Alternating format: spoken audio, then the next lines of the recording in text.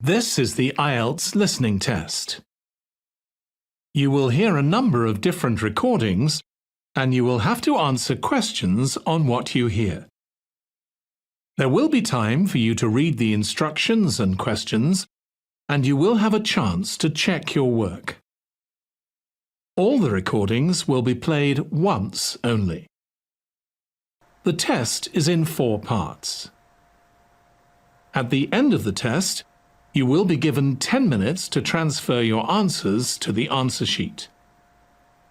Now turn to Part 1.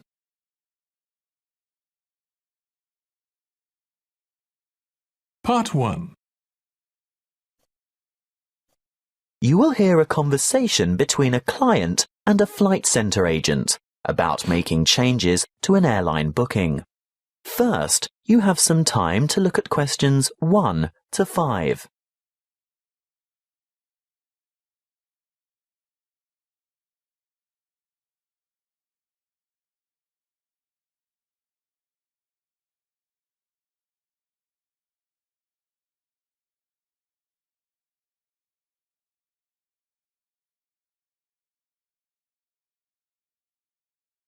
Listen carefully and answer questions 1 to 5. Good morning, Mrs. Gray. This is Bert Stock speaking from Finnegan's Flight Centre. I can now confirm your flight to Singapore. Oh, good. No problems, I hope? No, everything is in order. So we got the dates we wanted? Yes, leaving from Hong Kong on the 25th of July and arriving in Singapore later the same day. How long does the flight last? Oh, about 3 hours 40 minutes. So we'd get there at... 9:45. In the evening? No, 9:45 a.m. But that means we'd be leaving at... Your flight leaves Hong Kong at 6:05 a.m. So we'd have to check in an hour before that? Mrs. Gray, check-in closes 60 minutes before your scheduled departure. If you arrive after check-in has closed, you will not be able to board the flight, and you may forfeit your entire fare.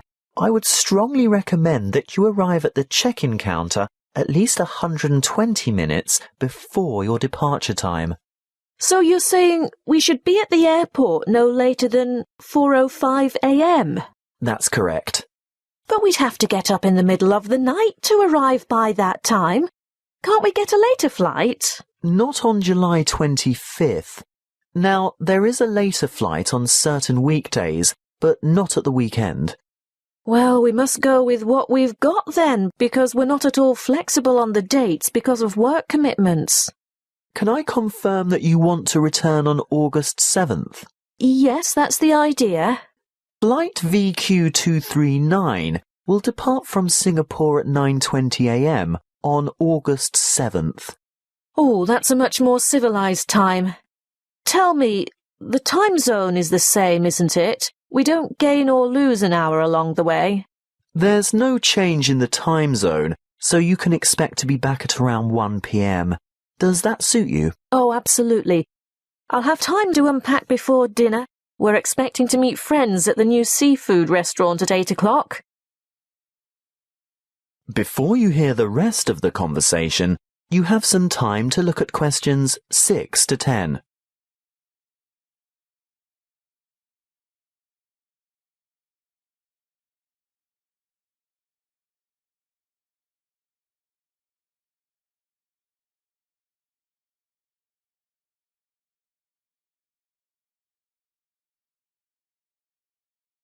Now listen and answer questions 6 to 10.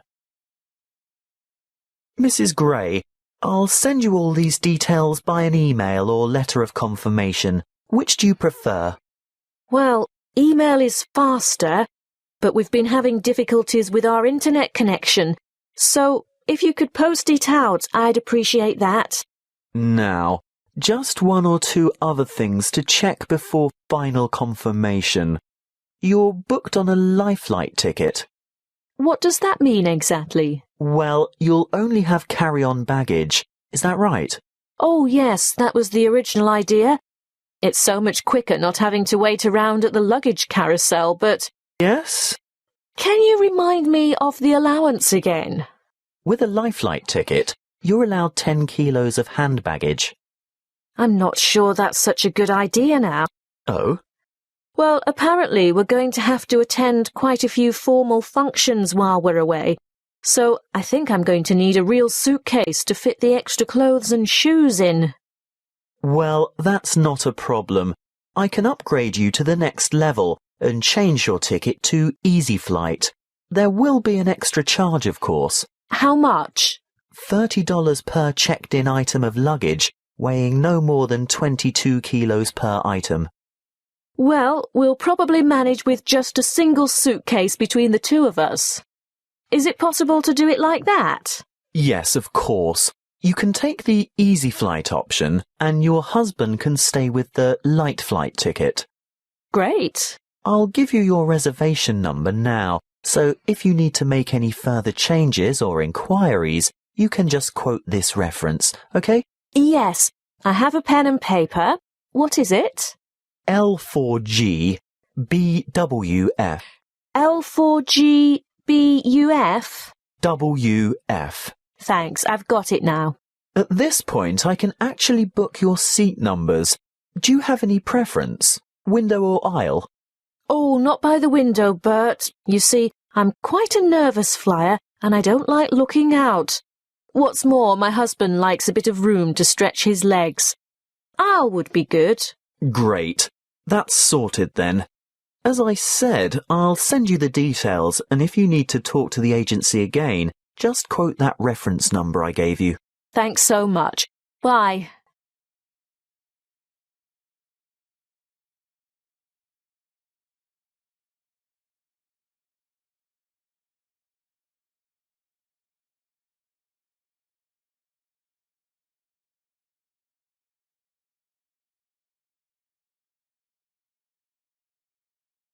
That is the end of part 1.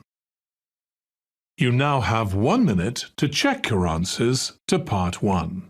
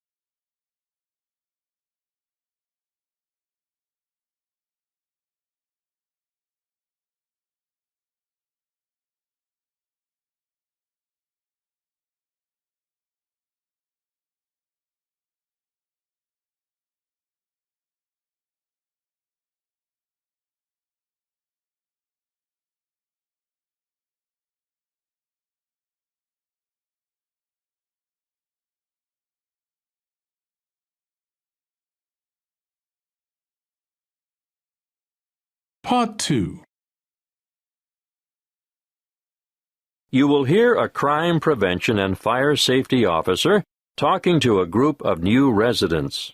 First, you have some time to look at questions 11 to 15.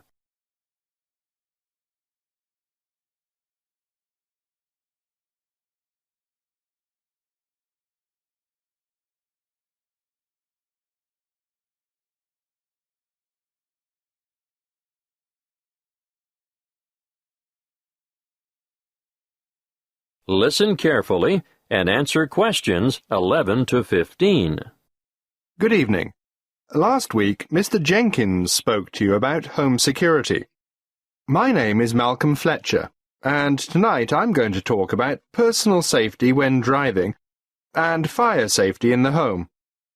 Of course, we shouldn't go around perpetually frightened of all the bad things that might happen to us, but there are some sensible precautions that we should all take to avoid getting hurt. You probably know already that a great number of serious assaults occur in the vicinity of motor vehicles. You should always be alert when walking to your car and check the rear seat of your car before getting in. This is especially important in isolated parking areas or the far corners of major shopping complexes.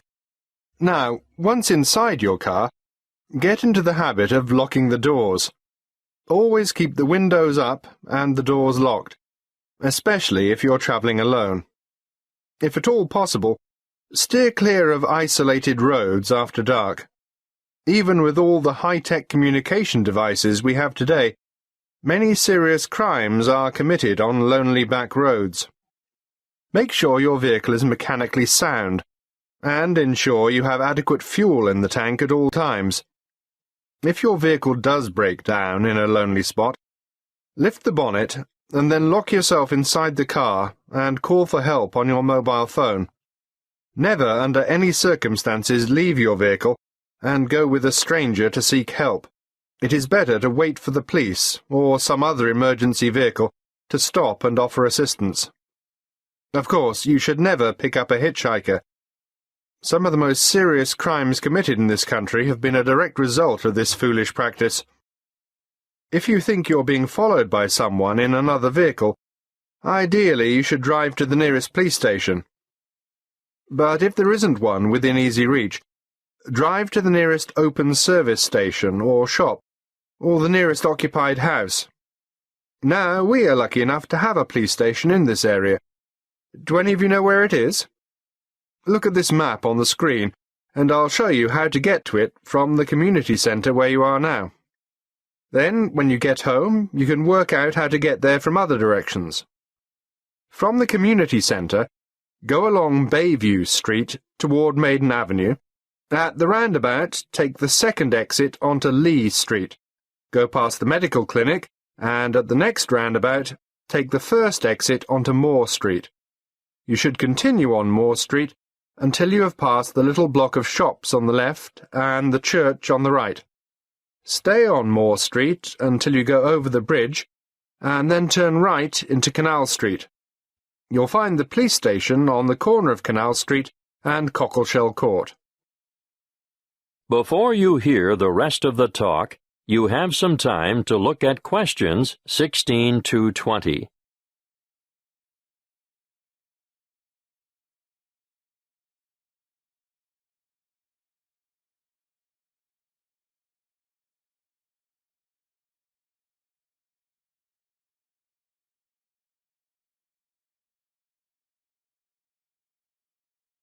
Now listen and answer questions 16 to 20.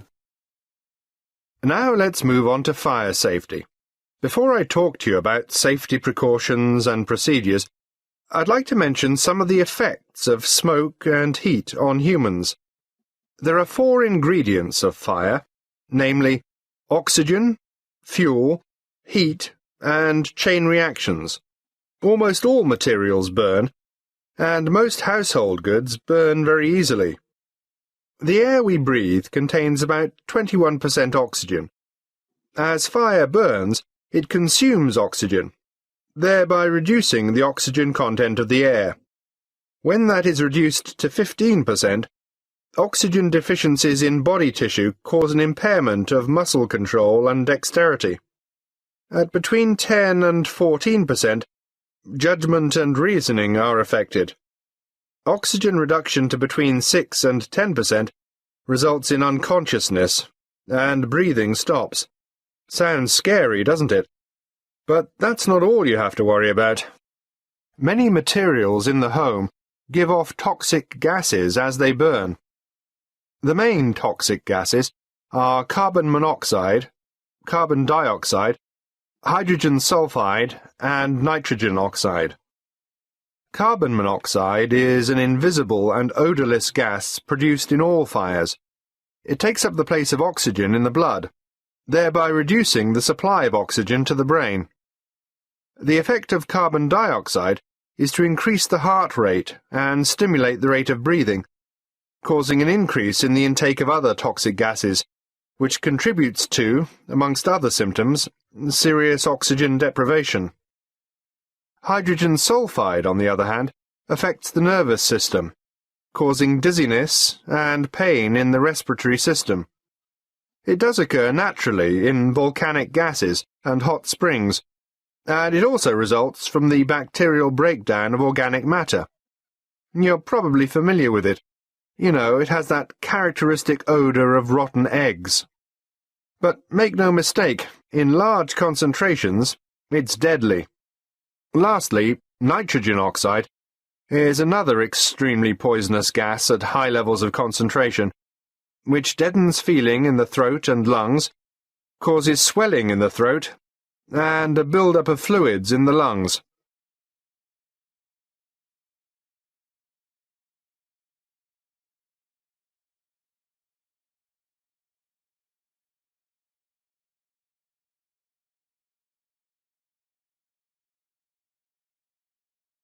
That is the end of part 2. You now have 30 seconds to check your answers to part 2.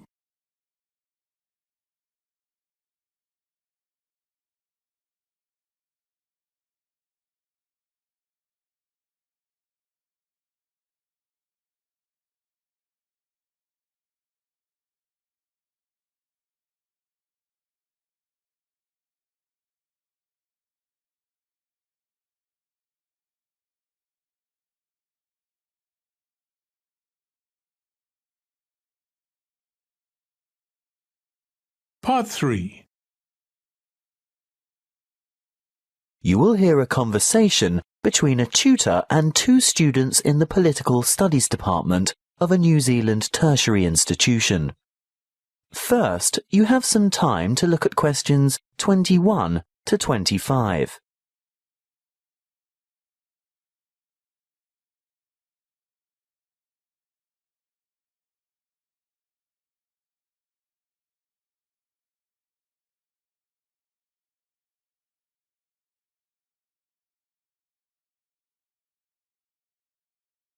Listen carefully and answer questions 21 to 25. Good morning. Now, you've come to discuss how our Parliament works. Is that right? Yes, it's a bit different from some of the other democracies we've studied, and we're a bit confused. Well, what do you know? We know that the system of government in New Zealand is a constitutional monarchy, but we're not sure how the power is shared or who has ultimate authority. The government is formed from a democratically elected House of Representatives. Is that the same as Parliament? Yes, the House of Representatives is what is commonly called Parliament. And the government advises the sovereign, who is our head of state. The sovereign is the Queen of England, right? She lives in England and she is the Queen of England, but when we refer to her as our sovereign, we say she is Queen Elizabeth II of New Zealand. But how can she be our head of state if she doesn't live here? I know that she has a representative here. Oh yes, the Governor-General. That's right. Now, by convention, the sovereign is the source of all executive legal authority in New Zealand. So she's the boss. Well, you could say that. However, she or her representative almost always acts on the advice of the government, in all but the most exceptional circumstances, that is. So where does the real power lie? Good question. Our system is based on the principle that power is distributed across 3 branches of government: the Parliament, the Executive, and the Judiciary. But Parliament makes the law, doesn't it? That's right. So what's the point of the other 2? Well, you need a body to administer the law. That's the Executive, made up of ministers of the Crown, and the Judiciary interprets the law through the courts. Before you hear the rest of the conversation, you have some time to look at questions 26 to 30.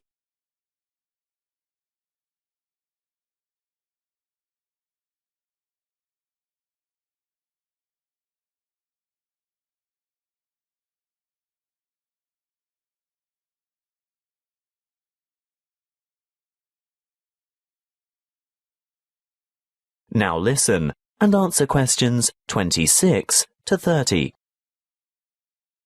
When I'm watching American legal programs on TV, I always hear people talking about the Constitution and how something is unconstitutional, What exactly is a constitution?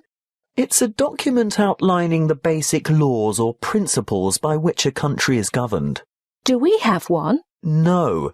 This would actually make a good topic for next semester's debate. There's quite a bit of controversy over that particular issue. New Zealand has no single written constitution or any form of law that is higher than the laws passed in Parliament. OK, I think I've got that. The rules about how our system of government works are all contained in the laws that have been passed by Parliament? Those laws are called Acts of Parliament, but there are also other documents issued under the authority of the Queen and some relevant UK Acts of Parliament. Really? But it's all written down, right? Not exactly. There are several unwritten constitutional conventions as well. I can see why this would make a good topic for debate. Altogether, though, our system is quite simple because our Parliament is unicameral. What does that mean? It means there is just one chamber, the House of Representatives, and there is no upper house. I see. By upper house you mean a second house, like a Senate? In the American model, yes, but the British have a House of Lords as their upper house, don't they? Yes, but the Lords don't have to be elected. But we have elections every 3 years to elect our people's representatives. Yes, and the electoral system is called proportional representation. A lot of democracies have quite different voting systems. Why is ours called MMP? That stands for Mixed Member Proportional Representation. So that's why each elector has 2 votes. Exactly. One for a local Member of Parliament for the particular electoral district you live in, and one for a preferred political party. So that's where the proportional part of it comes in. Political parties are represented in Parliament in proportion to the share of votes each party has won in the party vote in the general election. Any more questions? No, not at this stage. Thank you for your time today. OK. See you in class tomorrow. Bye.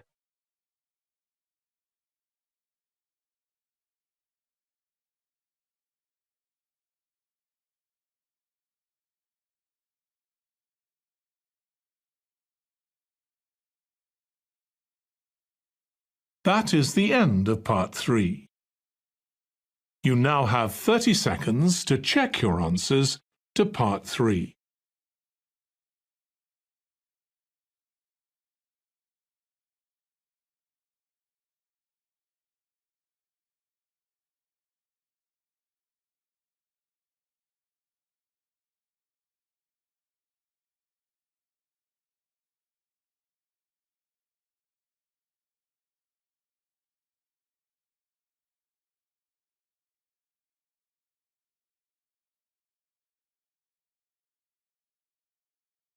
Part 4.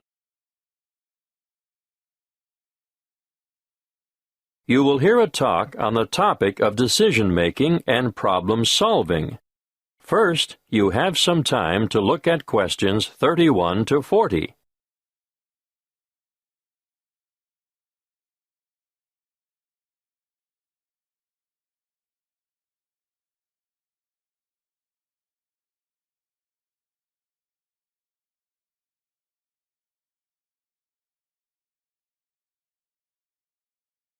Listen carefully and answer questions 31 to 40.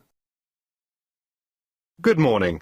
Today, as part of your business management course, we're starting a unit on problem-solving skills and decision-making.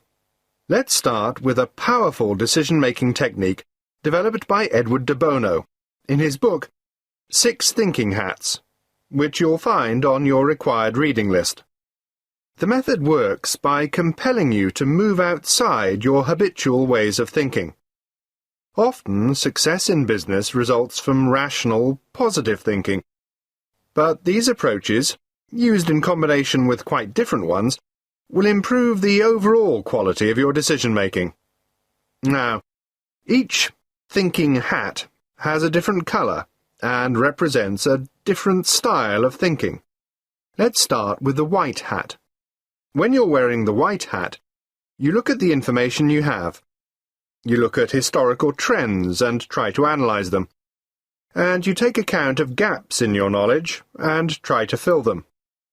On the other hand, if you're wearing the red hat, you listen to your gut reaction and instincts. You also try to imagine the intuitive response that other people might have. How would other people, who are unaware of your reasoning and all the facts at your disposal, react? That brings us to the black hat next. Black hat thinking, as its name suggests, is cautious and defensive, and you examine why something might not work. It all sounds very negative, but it is essential to know what the weak points in a plan of action might be. It permits you to alter your approach, eliminate problems, or at least be ready with contingency plans if the worst happens. After all, it is better to spot the fatal flaw and know the risks before you undertake a new enterprise. The opposite viewpoint, of course, comes with the yellow hat. It helps you to continue when the outlook is gloomy or the problems seem insurmountable. Think positively, and you'll see all the advantages and values of the decision and all the opportunities it brings.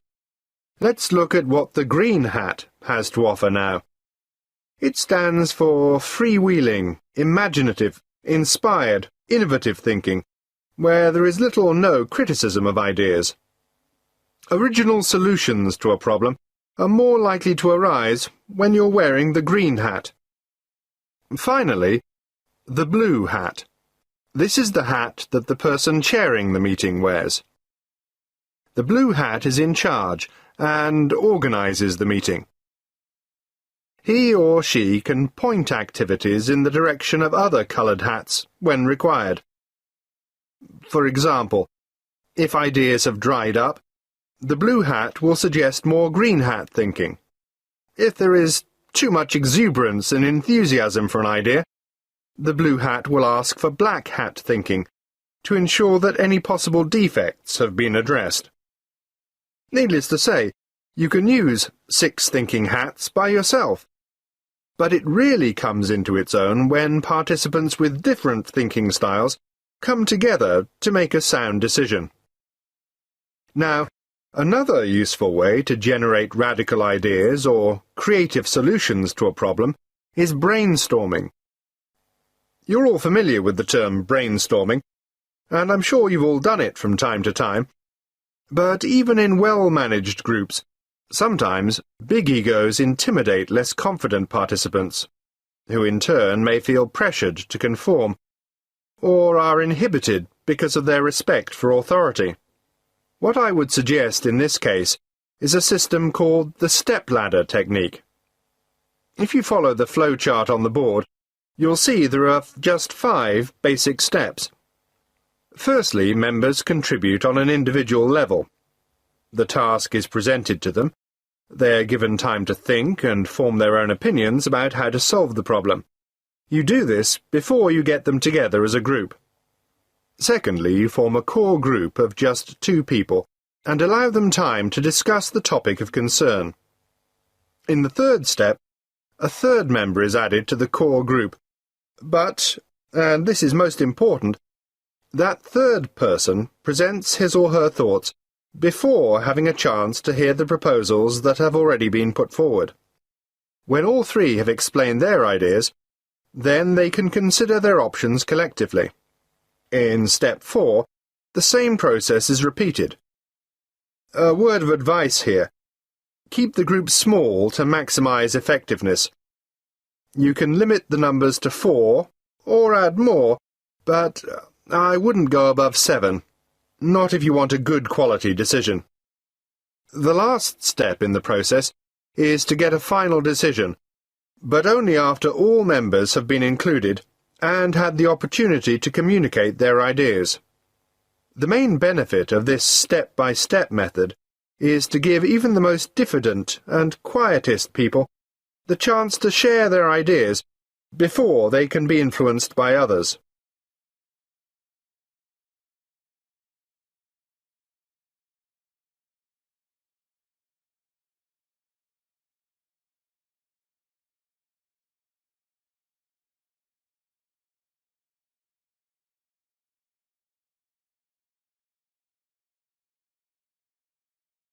That is the end of Part 4. You now have 1 minute to check your answers to Part 4. That is the end of the listening test. In the Ielts test, you would now have 10 minutes to transfer your answers to the answer sheet.